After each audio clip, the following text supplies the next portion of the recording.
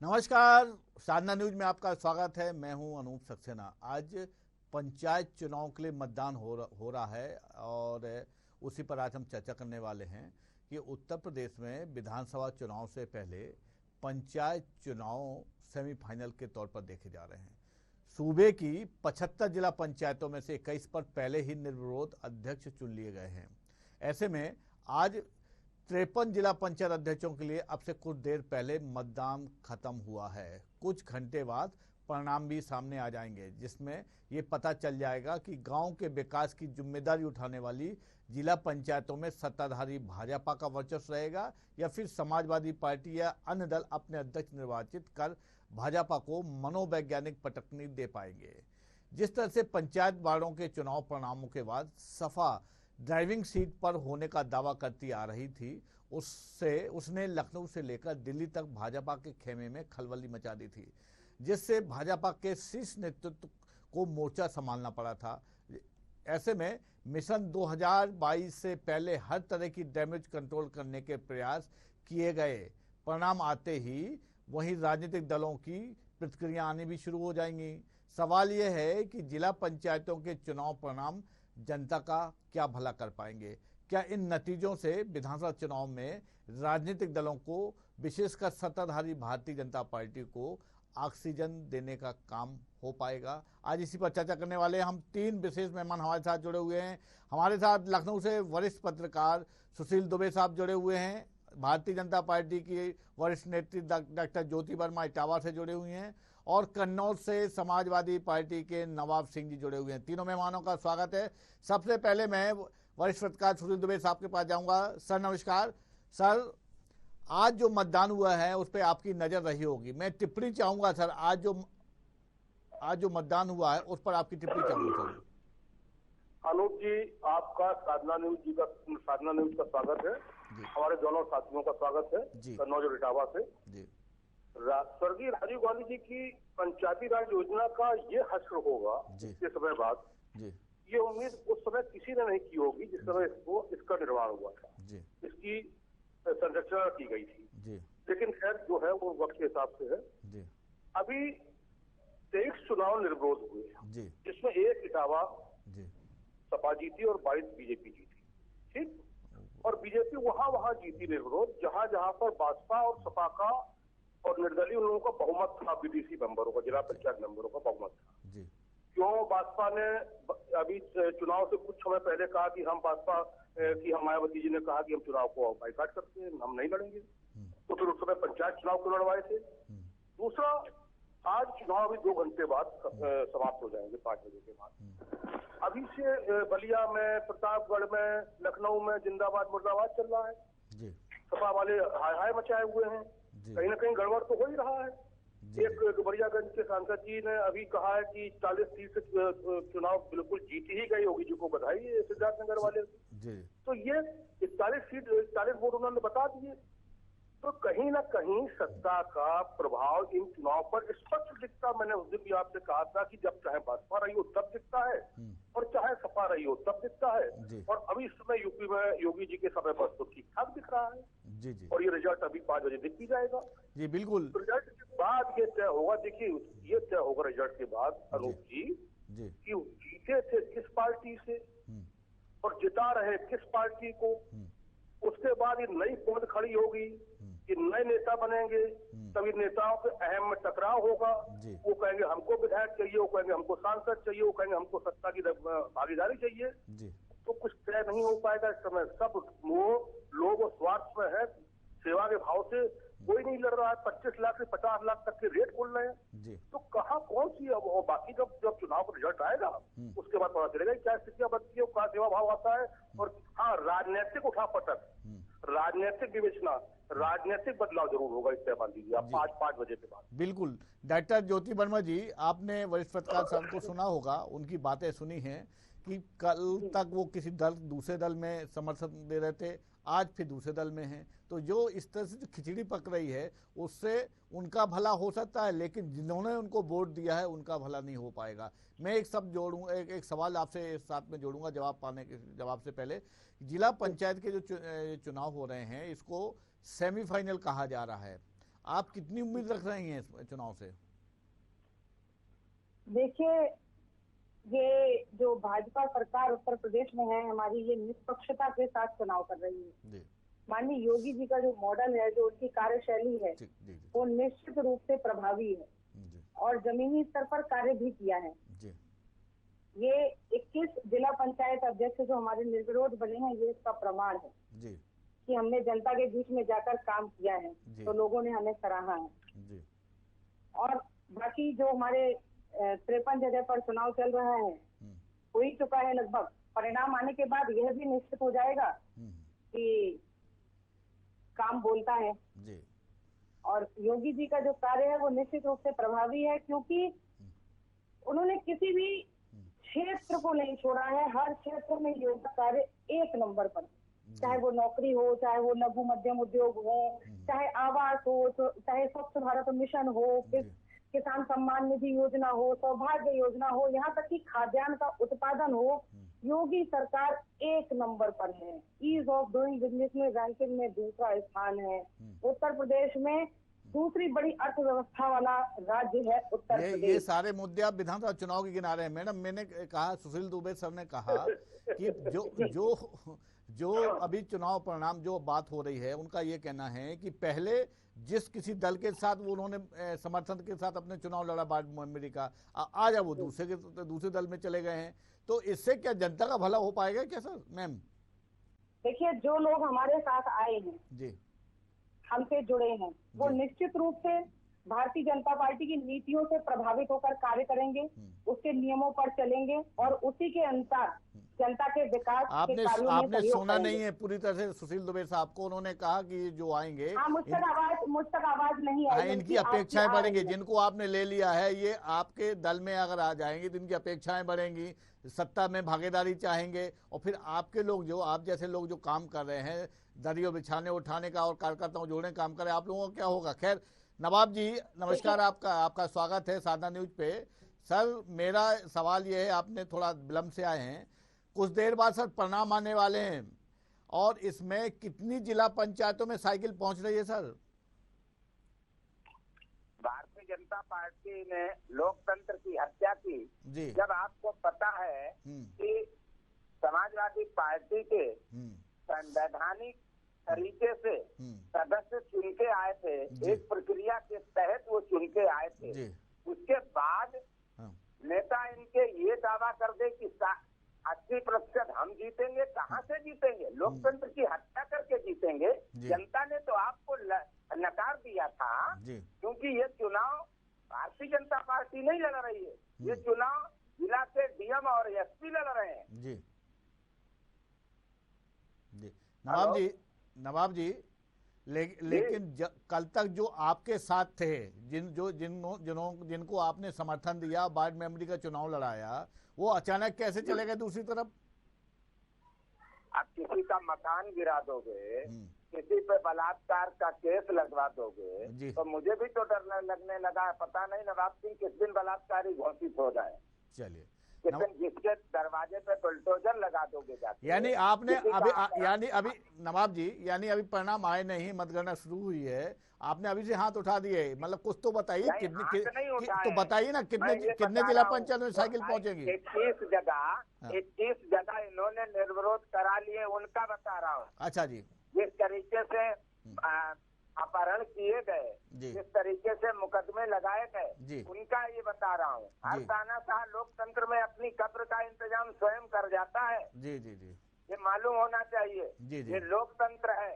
जी, चलिए ज्योति वर्मा जी, का जनादेश सर्वोपरि है। आपने नवाब जी की बात सुनी, आपको जवाब दीजिए, फिर सुशील साहब के पास जाऊंगा। जी बताइए। आदरणीय नवाब सिंह भाई साहब जी को मेरा नमस्कार है, और उन्होंने जो भी विषय कहे वो सारे अपने ही कह दिए।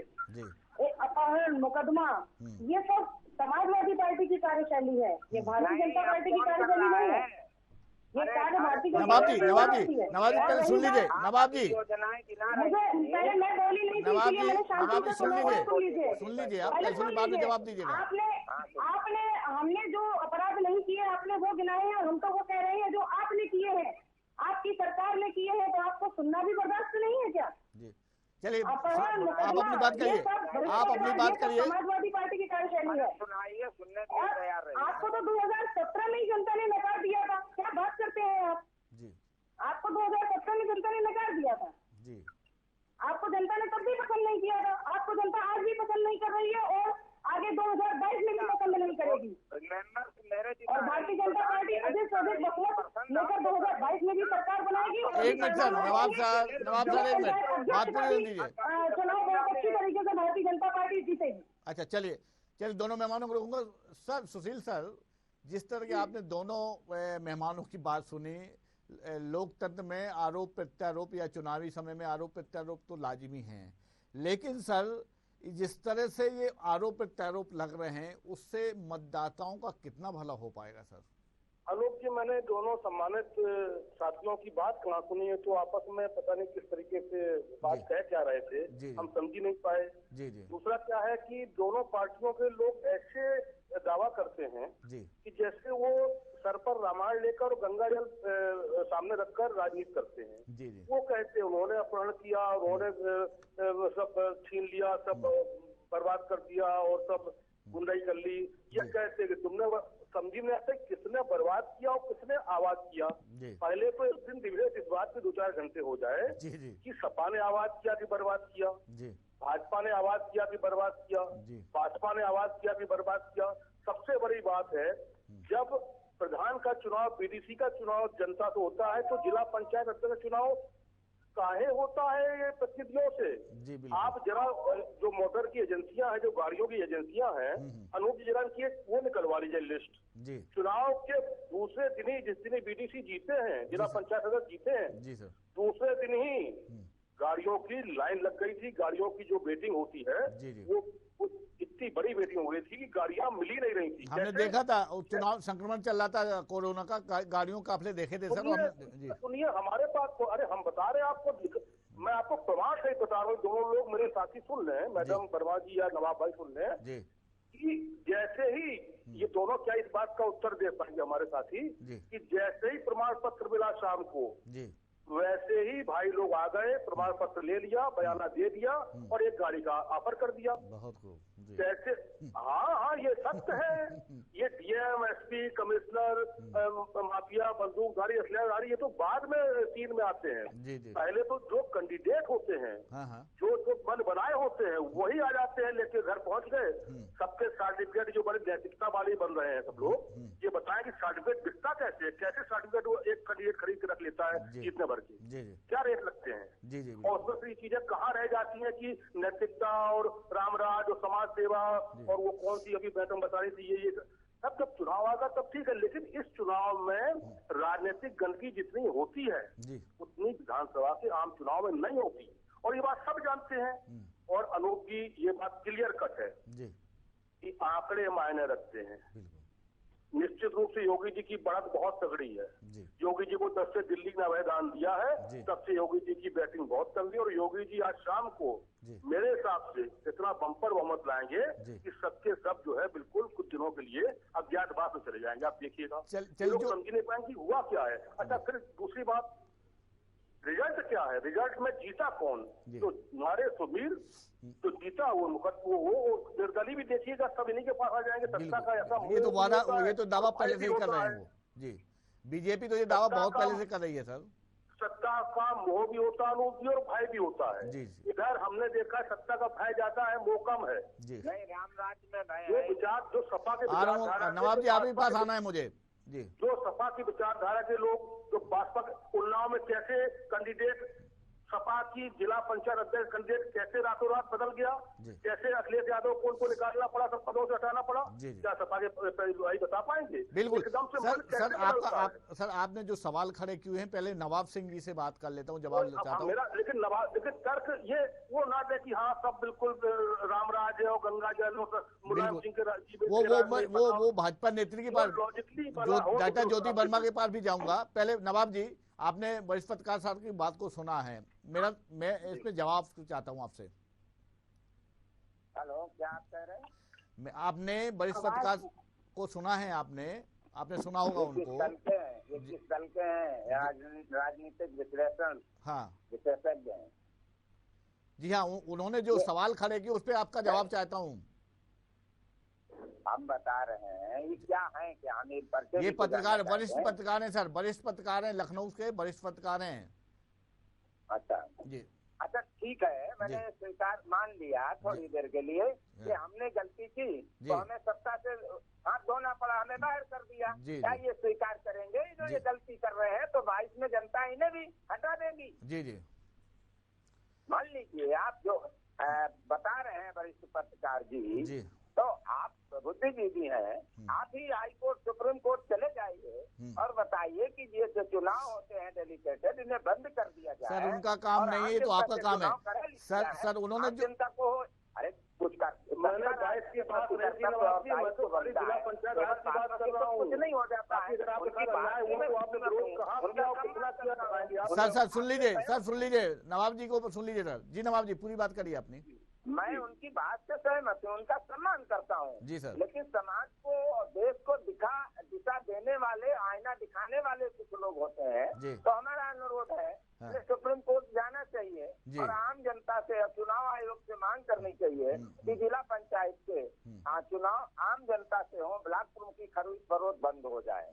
और रही बात, वो बता रहे हैं कि ये होता है वो होता है, अगर दिन नवाब साहब उसके बाद वो पकड़ लिए जाते हैं, लोकतंत्र में खरीद फरोख्त होती है, तो हमारी जो संवैधानिक संस्थाएं हैं, लोग वो क्या चुनाव आयोग करता रहता है? क्यों नहीं इस पे रोक लगाता है? बिल्कुल कोई तो रोक लगाता है सर।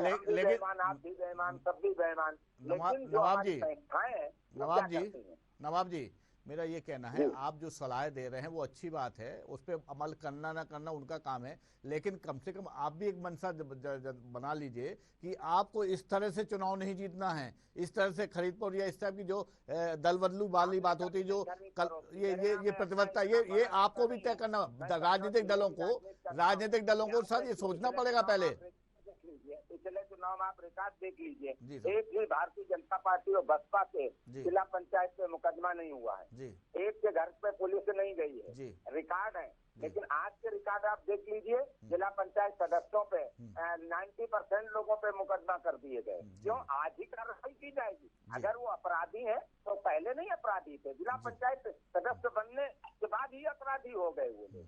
चलिए ज्योति वर्मा जी, नियम कानून जिला पंचायत सदस्य बनने और चुनाव आने पे ही उन पे लागू कर दिए। बिल्कुल नवाब साहब, बिल्कुल नवाब जी, कि किसी की गिरफ्तारी चुनाव तक नहीं होगी। आप देखिए, पुलिस पार्टी कार्यालय के पास पुलिस खड़ी हुई, लोगों को जाने नहीं दिया। सरोजिनी कुशवाहा को वोट डालने के लिए रोका गया कि आप आंगनबाड़ी में नौकरी करती हैं, आपको गिरफ्तार किया जाएगा। चुनाव जो कार्रवाई करनी, वोट पड़ जाने दीजिए, फिर आप कार्रवाई करिए, ये कौन देखेगा? चलिए जवाब ले लें नवाब जी, आपकी बात पूरी हुई, जवाब ले लेते हैं। डॉक्टर ज्योति वर्मा, आपने सुशील सर की बात सुनी और नवाब सिंह जी की बात सुनी, मैं आपसे जवाब चाहूंगा, लेकिन एक मैं आप उसमें प्रश्न जोड़ रहा हूं।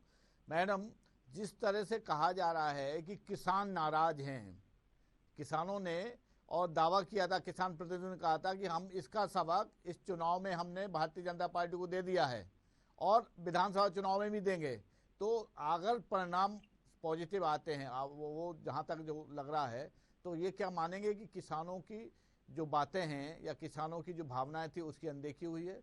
दूसरा ये कि इन परिणामों में आपने जो दावा किया है कि निर्दलीय जो सदस्य हैं, जो निर्दलीय जीते हैं, वो आपके हैं।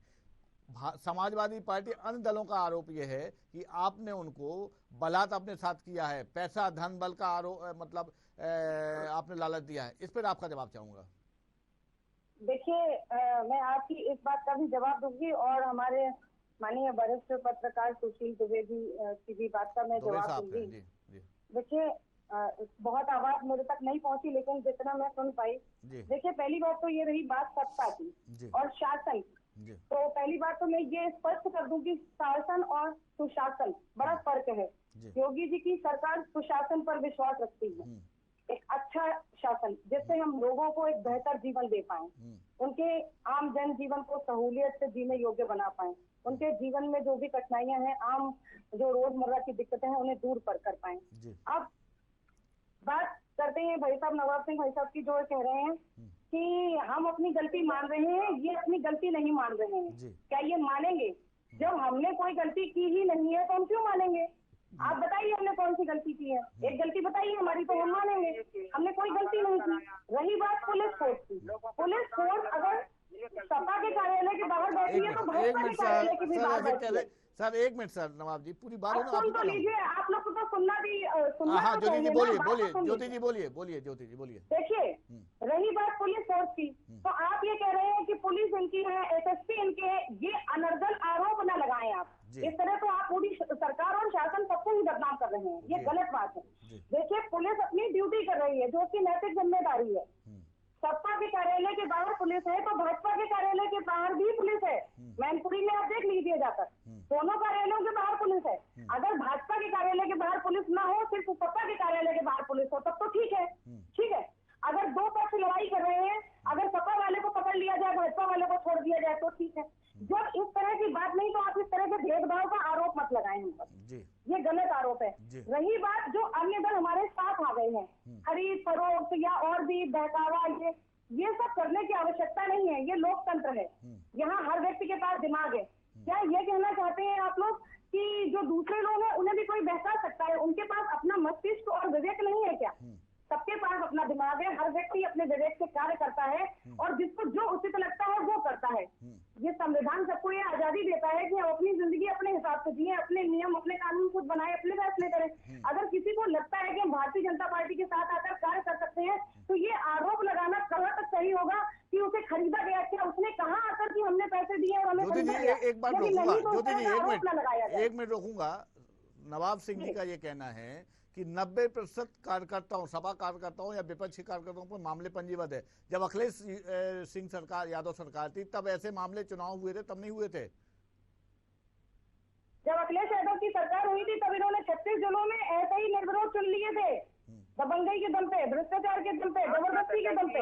ग्राफ बढ़ जाए, ये स्वशासन है। हमारे जो 21 आए हैं वो अपनी मेहनत के दम पर आए हैं। मैं नहीं कहता हूँ नेशनल, क्योंकि उन्होंने अपने क्षेत्र में अच्छा कार्य किया, उनके क्षेत्र में दूसरा कोई उनकी बराबरी का नहीं रहा है। मैं नहीं कहता, आपकी सरकार कहती है नेशनल। नवाब जी बोलिए। हेलो जी बोलिए नवाब जी। मैं नहीं कह रहा हूँ, आप बताइए। मैं आपसे ये पूछ रहा हूँ, बलात्कार में उत्तर प्रदेश नंबर 1 पे हो, डकैती में नंबर 1 पे हो, बेरोजगारी में नंबर 1 पे हो, अपराध पर माननीय नवाब सिंह जी सुन लीजिए हो, किसान की आत्महत्याओं में नंबर 1 पे हो। क्या यही सुशासन की परिभाषा है? और अगर यही सुशासन की परिभाषा है तो हमें नहीं चाहिए ऐसा। तो आपका सुशासन यही एग्जैक्टली आपको नहीं चाहिए।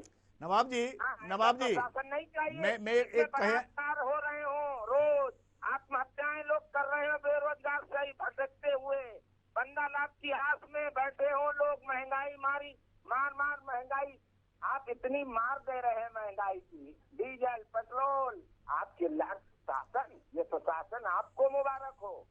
चलिए नवाब जी आपका जवाब ले लेते हैं। नवाब सिंह जी एक मिनट नवाब सिंह जी, मैं एक सवाल और जोड़ लूं आपसे जवाब ही लूंगा। सर जब आप सत्ता में थे तब भी आप पे आरोप लग रहे थे कि आपने धनबल, प्रशासनिक सहयोग और बाहुबल के जरिए सारे जिला पर, जैसे भी ये बोल रही थी मैडम बोल रही थी कि आपने अधिकांश जिला पंचायत, ये बड़े आरोप लगा सकते हैं जी, इनका ये बाली दी रहे आरोप लगाने के तो काम ही है इनका। हम इनसे पूछ रहे हैं कि ये इनके यहाँ, सुन लीजिए मेरी बात एक मिनट। इनके यहाँ कुलदीप को ये ले ले, वो पाक हो गया, गंगा जल है, भारतीय जनता पार्टी छिड़क दिया। सपा में जब तक कोई रहे तब तक वो गलत है। भारतीय जनता पार्टी में चला गया, गंगा है, सब पवित्र हो गए हैं। ये बताइए, इनसे पूछ रहे हैं सुशासन। मैडम सुशासन की परिभाषा क्या है आप बताइए ना। उत्तर प्रदेश बलात्कार में नंबर 1 हो, बेरोजगारी में नंबर 1 हो, किसानों की आत्महत्या में नंबर 1 हो, डकैती में नंबर 1 हो, यही सुशासन की परिभाषा है। चलिए डॉक्टर ज्योति बनो जल्दी से संक्षेप में आप जवाब दीजिए। देखिए ये सब बातें आपके कहने मात्र से सिद्ध नहीं हो जाती है। रही बात बेरोजगारी, बलात्कार, अपराध, ये सब सिद्ध मामले हैं और ये जीरो टॉलरेंस है, मोदी जी की नीति है। कोई भी अपराध, कोई भी भ्रष्टाचार नहीं है जिसमें आपके कदम में चरम सीमा पर था। अब आपने कहा कि आपको प्रशासन नहीं चाहिए, एग्जैक्टली यही तो मैं सुनना चाहती थी कि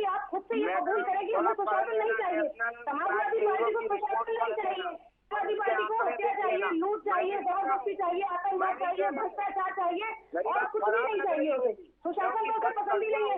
यहाँ तक कि अगर किसी लड़की के साथ कुछ गलत भी हो जाए तो बाद में आपके वरिष्ठ नेता कह दे कि ये तो लड़के गलती हो जाती है, उसको क्रिया प्रतिक्रिया देने की बजाय, तो आपको सुशासन नहीं चाहिए। ये बात आपने खुद एक्सेप्ट कर ली, मेरे लिए बड़ा पड़ा, मुझे कहना नहीं पड़ा। आप ये कह रहे हैं नेताजी ने क्या कहा क्या नहीं कहा, मैं पूछ रहा हूँ क्यों आप क्यों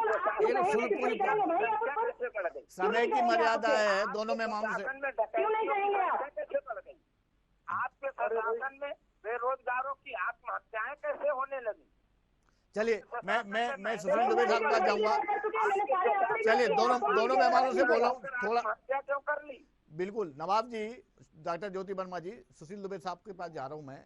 सर आपने जो कहा, जो सुना इन लोगों से, नवाब सिंह जी को सुना, डॉक्टर ज्योति वर्मा जी को सुना, इस पे मैं आपकी टिप्पणी चाहूंगा कि क्या चाहिए। दूसरा सर ये चुनाव हो रहे हैं, जो भी परिणाम आए, क्या इसका मिशन 2022 पर असर पड़ सकता है? क्या संक्षेप में सर आपसे अपेक्षा करूंगा।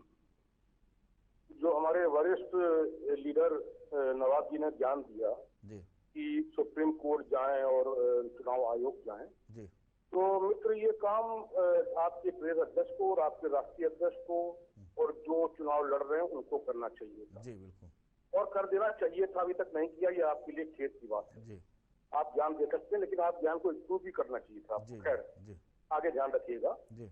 आप एक चीज बताएं, ये तो 22 निर्विरोध जीते हैं हमारे बीजेपी वाले जी, हमारे सपा वाले 34 कैसे जीत गए निर्विरोध अपने समय पर जी, तब क्या किया था जी।